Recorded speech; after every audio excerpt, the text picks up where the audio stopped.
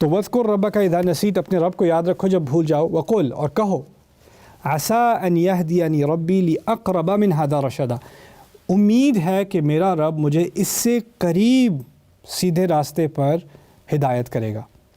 اس کے یہ مختصر سے الفاظ ہیں لیکن اس کے اندر پوری کائنات مضمر ہے، اس کو سمجھنے کی کوشش کرتے ہیں۔ پہلا لفظ ہے عسیٰ، عسیٰ سے مراد ہوتی ہے امیدی، آپٹمزم، آپ کے اندر ایک مثبت سوچ ہے کہ فیوچر میں اچھا ہوگا، آپ کو فیوچر کے بارے میں انگزائٹی نہیں ہے اس کی وجہ سے۔ اگر پہلے بیڈ نیوز، بری خبر آتی رہی ہے، کل اس سے پچھلے دن، اور آپ سمجھیں میرے ساتھ بس یہی ہوتا ہے، مجھ پہ تو پتہ نہیں کوئی لعنت ہے، میرے اوپر کوئی قرض ہے، میرے اوپر پتہ نہیں کہاں سے یہ مصیبت چھائی، میرے اوپر کوئی کالا بادل چھایا ہوا ہے، میرے ساتھ کبھی کچھ اچھا نہیں ہوتا، ہمیشہ خراب ہی ہوتا ہے، ہمیشہ خراب ہی ہوگا۔ یہ جو پیسمزم ہوتا ہے نا انسان کا، کہ وہ پیچھے کی چیز دیکھ کے آگے کے بارے میں بھی نیگیٹو ہو جاتا ہے، اس چیز کو برباد کیا ہے عسیٰ نے، تباہ برباد کر دیا ہے۔ جب آپ یہ دعا کرتے ہیں اور عسیٰ کا لفظ استعمال کرتے ہیں تو آپ پازیٹیو ہو گئے فیوچر کے بارے میں۔ آپ نے جیسا آپ کا رب ہے، آپ جیسا آپ رب کے بارے میں گمان کرو گے ویسا وہ آپ کی ریالٹی کو بنائے گا، آپ کی حقیقت کو بنائے گا۔ انا عند ظن عبدی بی، صحیح حدیث میں، مشہور حدیث قدسی میں آتا ہے، جیسا میرا رب میرے بارے میں سوچتا ہے میں ویسا ہو جاتا ہوں۔ اگر وہ سوچتا ہے میرا رب تو میرے ساتھ کوئی خیر کرے گا نہیں، میرے تو حالات بدلیں گے نہیں، میری تو کوئی سچویشن چینج نہیں ہوگی، میرے ساتھ کیا بہتری ہونی ہے، اگر یہی گمان کرو گے اپنے رب کے ساتھ تو وہ یہی کرے گا تمہارے ساتھ۔ لیکن ایک امید ہوتی ہے اور وہ امید اس کے ٹائم ٹیبل پر ہوتی ہے۔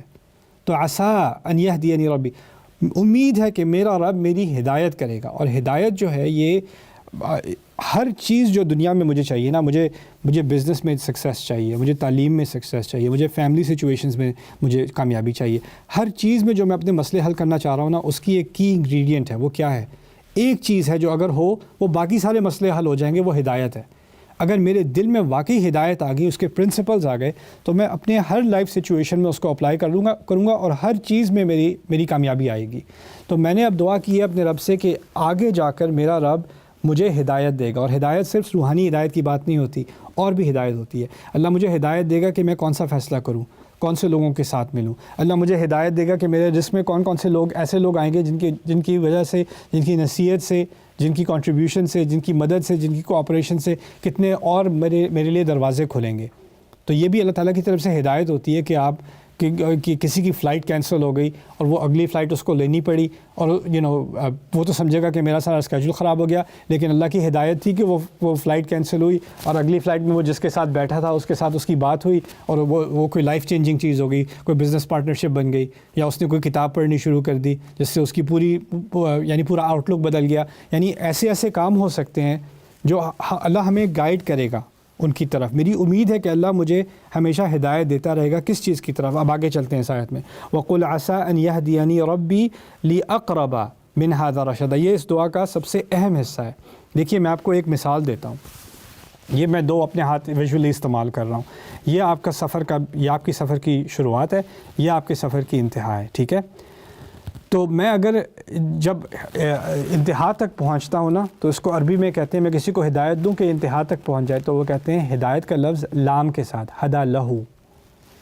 اور اگر میں اس کو ہدایت کے راستے کی طرف، نتیجے کی طرف نہیں، راستے کی طرف بتا رہا ہوں کہ یہ یہاں سے ٹرن لینا، یہاں سے ایسے جانا، یہاں سے ایسے جانا، ہدا الیہ۔ تو الہ کا لفظ استعمال ہوتا ہے راستے کے لیے، لیکن لام کا لفظ، اللام للغایہ، وہ نتیجے کے لیے۔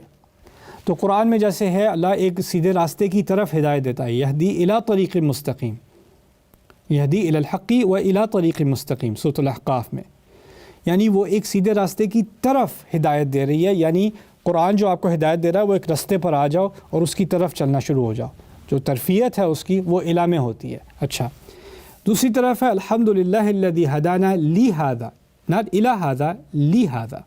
اب اس لی سے کیا مراد ہوتی ہے؟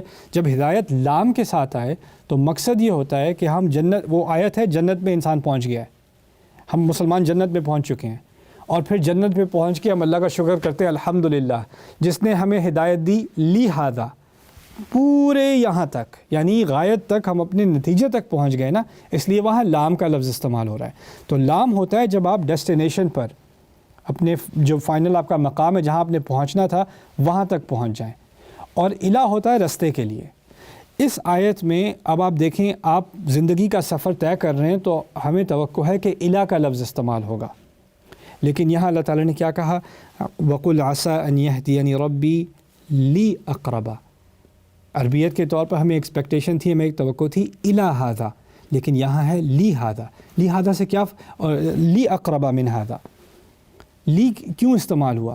اس سے مجھے یہ چیز سیکھنے کو ملی کہ اگر میں آج کل سے 1% بھی آگے بڑھا ہوں نا، میں نے تھوڑی سی پروگرس کی، میں اپنے آخری نتیجے تک تو میں نہیں پہنچا، لیکن قرآن مجھے سکھا رہا ہے کہ یہی میرا الٹیمیٹ گول ہے. میرا سب سے بڑا گول کیا ہے؟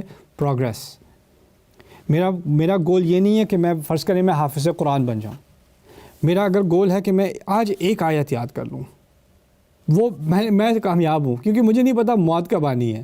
تو اگر میں ایک آیت یاد کرنے کی میں نے نیت کی تھی اور میں نے وہ ایک آیت یاد کی اور پھر مجھے موت آ گئی، تو میں کامیاب ہوں، کیونکہ میں نے اس دن اپنا مقصد پورا کیا اور اگلے دن ایک تھوڑا سا مقصد پورا کیا. اگر آپ نے سیکھنے کا سفر کرنا ہے، آپ نے سیلف امپروومنٹ کا سفر کرنا ہے، آپ نے اندر کوئی تبدیلی لانی ہے، اس میں کچھ چینجز لانی ہے، تو ہر دن ایک کامیابی بن جاتا ہے. پتہ ہے سائیکالوجسٹ آج کل کیا بات کر رہے ہیں؟ وہ سپرنٹس کی بات کرتے ہیں.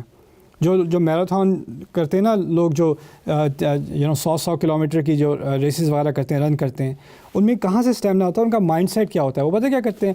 وہ دیکھتے ہیں وہ بھاگ رہا، ونر جو ہوتے ہیں وہ کہتے ہیں میں بھاگ رہا ہوتا ہوں، میرے سامنے ایک چھوٹا سا درخت ہوتا ہے یا پودا ہوتا ہے، میں اس پہ نظر رکھتا ہوں، مجھے اس تک پہنچنا ہے، مجھے اور کچھ نہیں پتا، مجھے اس تک پہنچنا ہے. وہ جیسے ہی اس پہ پہنچتا ہے، اس کو آگے ایک کھمبا نظر آتا ہے، وہ کہتا ہے بس مجھے اس تک پہنچنا ہے. اس کے بعد یعنی وہ جہاں وہ ایک چھوٹا سا گول رکھتے ہیں، وہ یہ نہیں کہتے 80 کلومیٹر رہ گئے، 2 دن کا سفر رہ گیا. وہ سوچتا ہی نہیں اس کے بارے میں. وہ چھوٹے چھوٹے مائکرو گولز رکھتے ہیں اور وہی اس کا اصل گول بن جاتا ہے. ایک مائکرو گول کے بعد دوسرے مائکرو گول کے بعد تیسرے مائکرو گول، اور ہر چیز کو وہ سیلیبریٹ کرتے ہیں. سائیکالوجی میں ہیبٹ بلڈنگ، ہیبٹ فارمیشن کی جو سائیکالوجی ہے، اس میں پڑھایا جاتا ہے کہ اچھی عادتیں کیسے انسان اپنے اندر ڈالے. ایک چھوٹا سا اسٹیپ لے کے اس کو سیلیبریٹ کرے. جیسے اگر آج میں نے کسی نے کہنا ہے میں نے ایکسرسائز کرنی ہے ریگولرلی، رائٹ، تو وہ ایک دن اگر تھوڑی سی ایکسرسائز کرے گا تو اس کو آج کا دن کامیاب کیا. یہ نہیں اب تو میرا ویٹ تو ابھی تک نہیں کم ہوا، میں تو ابھی تک ہیلتھی نہیں ہوں، میرا تو ابھی اسٹیمنا نہیں بڑھا. نہیں، ایک کامیابی ہو گئی، اس کو سیلیبریٹ کرو. اس میں مائنڈ سیٹ کیا ہے؟ ہدایت کی طرف بھی. آپ کسی اور کو دیکھ کے اس نے تو قرآن بھی یاد کیا ہوا ہے، وہ تو عالم بھی بنا ہوا ہے، وہ تو اتنا نالجبل ہے، وہ اتنی نمازیں پڑھتا ہے، اس کو کمپیئر کرنا چھوڑ دو. آپ نے ایک سٹیپ لینا ہے اور آپ نے دعا کرنی ہے کہ جہاں میں آج ہوں، من ہذا، جہاں میں ابھی ہوں، اس سے تھوڑا سا اور قریب اگر میں پہنچ جاؤں تو میں نے اپنا گول مکمل کر لیا. من ہذا رشدہ. یہ مائنڈ سیٹ ہے، یہ ایک سائیکالوجی ہے انسان کی، یہ ذہنیت ہے. اگر یہ ذہنیت بن جائے نا تو انسان اپنے جو چیزیں آپ جو کارنامے آپ کر نہیں سکے نا، جو انجام نہیں کر سکے، ان کے بارے میں سوچ کے کوڑتے نہیں رہتے. میں نے یہ بھی نہیں کیا، میں نے وہ بھی نہیں کیا، میں یہ بھی نہیں کر سکا، میں نے اتنے سال ضائع کر دیے. اب وہ سالوں کی بات، یا میں کتنا پیچھے رہ گیا، وہ کتنا آگے نکل گیا، وہ سب چیزیں آپ کے ذہن سے نکل جاتی ہیں. بس ایک چیز رہ جاتی ہے، آج میں نے کیا کرنا ہے.